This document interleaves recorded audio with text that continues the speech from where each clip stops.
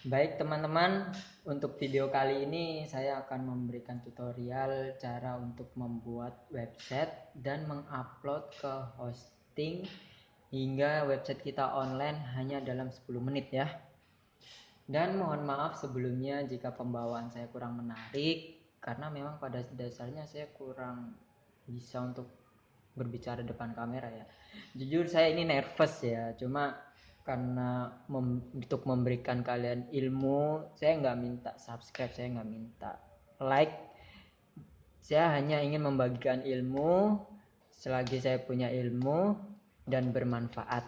Dan bagi kalian yang emang ini bukan bidangnya pun, setidaknya kalian mengerti bagaimana cara kerja website. Karena di era sekarang pun kita nggak jauh, nggak terlepas dari yang namanya teknologi, nggak terlepas dari namanya aplikasi ataupun website ya. Itu pasti kita sentuh perharinya, pasti kita sentuh. Nah, yang namanya website, apalagi aplikasi ya. Ini pun kalian mengakses aplikasi yang namanya YouTube. Oke, untuk pertama kita menyiapkan toolsnya ya atau alatnya. Semua pekerjaan apapun itu pasti membutuhkan alat ya. Nggak ada kerja cuma modal tenaga doang. Yang namanya kerja pakai tenaga ataupun pakai pikiran semua perlu alat. Oke. Untuk alat pertama yaitu web browser ya. Terserah ini mau pakai apa web browsernya, bisa ada Google Chrome, ada Mozilla, atau mungkin bagi kalian yang udah biasa pakai Internet Explorer bisa pakai, cuma rada-rada kurang enak aja dia, tapi masih recommended. Dan yang kedua web server. Ini web server banyak sekali ya, ada ini yang saya pakai XAMPP yang lebih populer di kalangan developer, ada juga LAM dan banyak lagi gitu ya. Dan yang ketiga yaitu text editor. Text editor pun banyak. Yang saya pakai ini salah satunya Visual Studio Code. Oke, ada yang namanya Sublime Text, ada yang namanya Atom, atau ya kalian yang biasa ke warnet dulu pasti nggak asing dengan yang namanya Notepad. Nah itu juga bisa, hanya saja uh, ekstensinya kurang ada gitu, jadi kurang membantu, jadi nggak bisa cepet gitu kan nulis kode-kodenya. Oke, sekarang nih kita hitung dari 3 menit sekarang. Oke, nanti 03.00 kita mulai ya, jadi bisa diperkirakan ini 10 menit apa enggak gitu ya. Oke, kita mulai ya. 8, 9, 10. Oke, langkah pertama kita menuju ke website ya. Kita cari yang namanya template. Oke, misalnya kita perlu apa nih, template untuk blog gitu ya. Misalnya kita tinggal tulis saja keywordnya download template gini ya, blog. Jangan lupa ya, kita bukan pakai CMS tapi kita benar-benar ngoding ya. Makanya yang namanya ngoding pasti tidak jauh dengan HTML. HTML itu bahasa untuk menampilkan apa yang kita tulis menjadi ya menjadi sesuatu yang ditampilkan di dalam browser begitu ya. Jadi download template blog HTML. Kalau misalnya low budget kita pakai free aja, banyak. Oke. Nah, ini banyak tinggal dipilih. Kalau saya biasanya di color IB ya, biasanya. Nah, setelah itu kita cari nih. Udah berapa? Udah 1 menit ya. Oke. Nah, kita cari ya. Ini download langsung ya. Download. Kita download begini. Oke. Selagi kita download, belum keluar ya. Nah, udah keluar, selagi nunggu. Waduh, cepet banget ini, nggak nunggu lagi nih. Nah, baik, langsung kita ke download ya. Ke download ini, kita cut aja langsung. Langsung kita ke dalam dokumen, terserah mau namanya apa, biar lebih mudah ke dokumen. Langsung kita paste. Tadi di download pun juga bisa, tapi biar lebih mudah aja, oke. Nah, udah berapa menit ini? Tadi 3, kita mulai dari 3. Wah, udah 2 menit, cepet banget ya. Oke, sekarang structure. Nah, keluarkan bounty. Nah, ini yang namanya HTML ya. Kita masukkan ke dalam text editor kita. Oke, mana tadi ini ya? Udah berjalan nih. Nah, seperti ini ya. Nah, setelah itu untuk menampilkannya tinggal klik kanan atau klik 2 kali, terserah. Karena ini pakai Internet Explorer, default browsernya, maka saya harus klik kanan open with Google Chrome karena saya udah biasa pakai Google Chrome ya. Nah, di sini ini mau saya ganti dengan nama saya, pokoknya setidaknya ada nama saya ya. Oke. Kita ganti. Ini title ini yaitu di sini ya. Jadi di tiap-tiap tab ini namanya title ya. Ini yang kelihatan tulisan di sini nama title. Oke. Ini pakai nama saya. Aduh, ini nggak boleh ya, ini nggak boleh sampai terhapus. Ini jangan terhapus. Pokoknya yang berbau kurung tutup seperti ini dilewatin ya. Langsung kita hapus tulisannya aja. Langsung saya tulis nama saya begini ya. Kita save dan kita reload, maka ini ada nama saya. Oke. Nah, udah berapa menit? Wih, cepet banget ya. Oke. Terus kita ini kan tadi Emacs nih. Wah, dia pakai Emacs ternyata guys. Tapi ya nggak apa-apa. Kita bisa akalin dengan H1. Ini lebih ada yang di web itu ada namanya CEO. Jadi CEO itu buat marketing gitu, sekedar pengenalan aja ya buat kaliannya. Jadi kalian pernah ngelihat web misalnya cara membuat roti gitu ya. Nanti ada website yang paling atas itu biasanya pakai CEO. Dan kalau misalnya ada tulisan iklan itu biasanya pakai SEM. Nanti di video selanjutnya akan saya beritahu ya bagaimana perbedaan SEO, bagaimana pokoknya seputar digital marketing gitu ya. Setidaknya kalian orang awam pun tahu gitu bagaimana proses kerja dalam teknologi tersebut. Jadi nggak hanya make doang gitu, setidaknya tahu lah walaupun kita tidak bisa mengimplementasikannya. Oke. Jadi di sini tadi apa judul ya, ini nama saya kita singkat NSM aja. Oke. Nah, otomatis di sini jadi ya NSM. Oke. Tapi aku nggak mau nih. Ini karena ini ya, kok harus kasih warna biar lebih keren gitu kan. Jadi kita kasih class namanya style, terus color, terus kita kasih ini aja blue violet kan lebih keren. Nah, sama kan? Setidaknya sama lah ya. Nah, sama kan? Oke. Setidaknya ini punya saya, hak milik, ibaratnya kayak hak milik. Nah, dan yang pasti yang di footer itu paling belakang karena hak cipta itu ada di paling belakang ini. Nah, ya copyright ya. Nah, kita harus ganti nih. Ini yang hijau-hijaunya dihapus saja. Semua template pasti ada hijau-hijaunya ya. Nah, yang diperlukan ini juga hapus. Nah, copyright Nasidin Sadid Mustaqim. Kayak gini ya. Ini terserah mau pakai apa kalian. Nah, begini. Jadi ini udah termasuk copyright saya ya.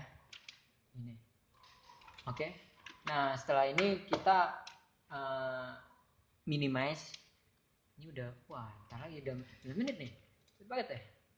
Oke, nah ini tinggal kita revkan lagi di ref. Oke, di kompres lagi, kita kompresnya langsung add to ref yang pakai rar, langsung ref ke zip dan metodenya base ya. Jadi biar lebih cepat gitu dan lebih ringan dan size-nya pun lebih kecil. Dan kalau misalnya yang nggak punya rar juga bisa, tapi agak lamaan nggak apa-apa lah. Itu pun nggak terlalu lama sih, soalnya emang size-nya ini pun dikit gitu. Oke, langsung kita zip ya, langsung di zip. Tadi kameranya mati, jadi sorry. Cuma ini nggak di-cut, beneran nggak di-cut. Langsung kita zip, oke. Nah, selagi di zip kita cari nih provider apa yang mau kita tumpangin gitu ya. Misalnya kan banyak tuh provider hosting dan domain kayak misalnya Niaga Hoster, Indowork, terus ada juga Hostinger, terus banyak sekali pokoknya ya macam-macam. Nah, saya mengimplementasikan menggunakan Niaga Hoster. Jadi kita tulis niagahoster.co.id.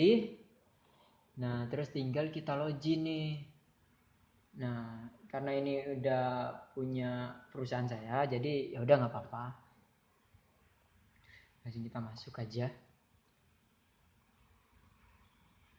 Nah, kelola hosting. Kalau udah yang daftar pasti ada ya kelola hosting. Terus file manager. Nah, ini untuk domainnya yaitu ini ya, domain utamanya Rumah Api ya. Cuma ini kan domain utama jadi takut keganggu trafiknya. Jadi saya nggak pakai ini.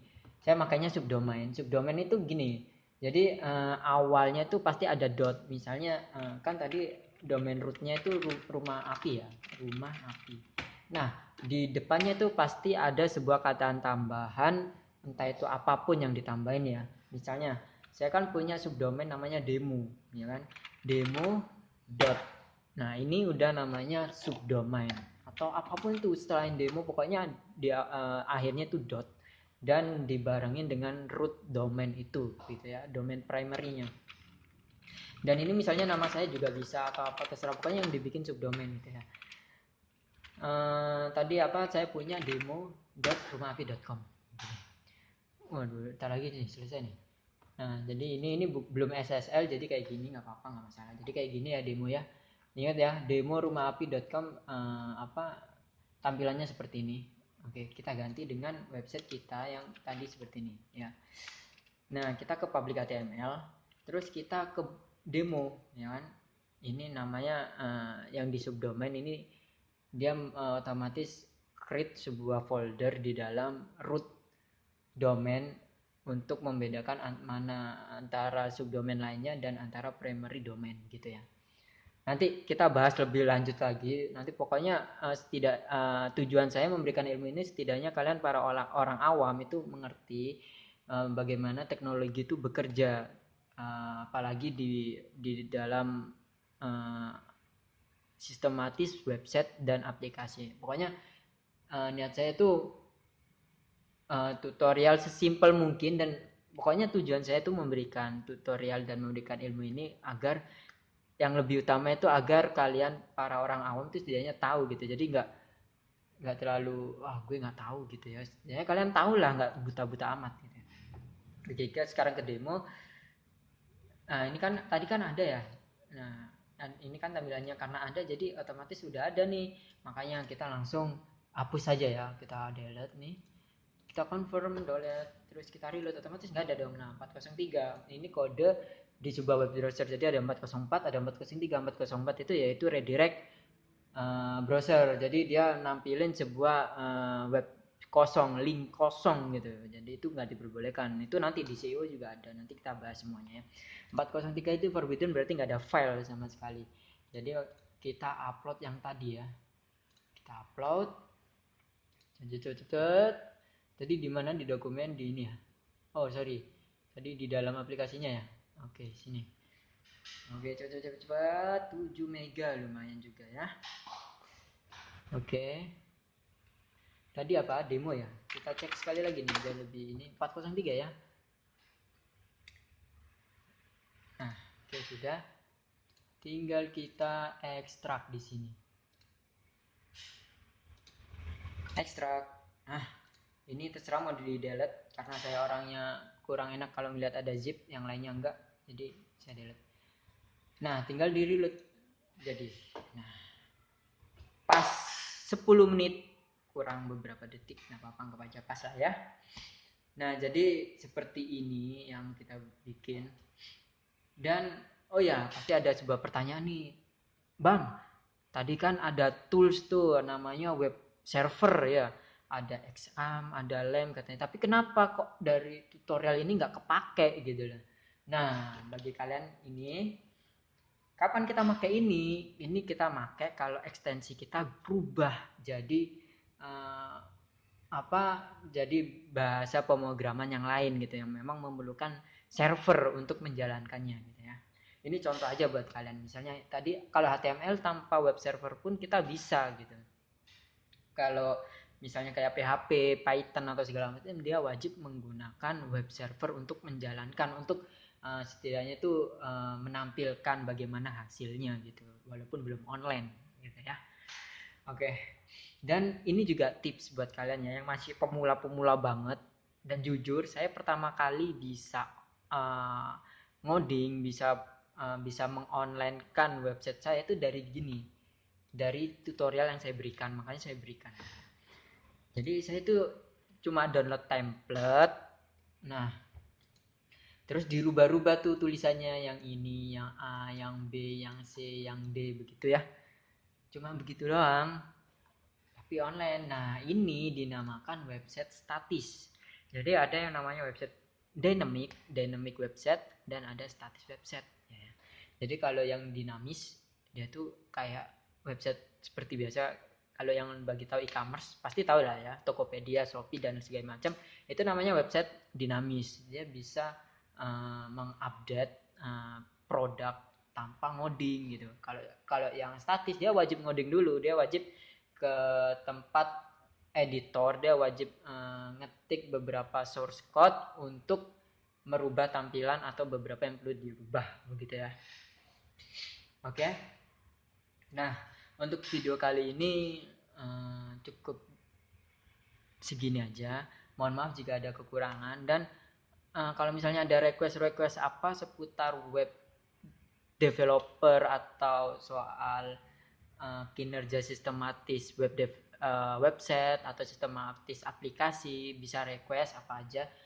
Pokoknya tujuan saya itu memberikan ilmu bagi kalian yang awam, itu setidaknya itu tahu gitu, nggak nggak buta-buta amat lah ya. Soalnya kan kita kan hidup di era teknologi gitu ya.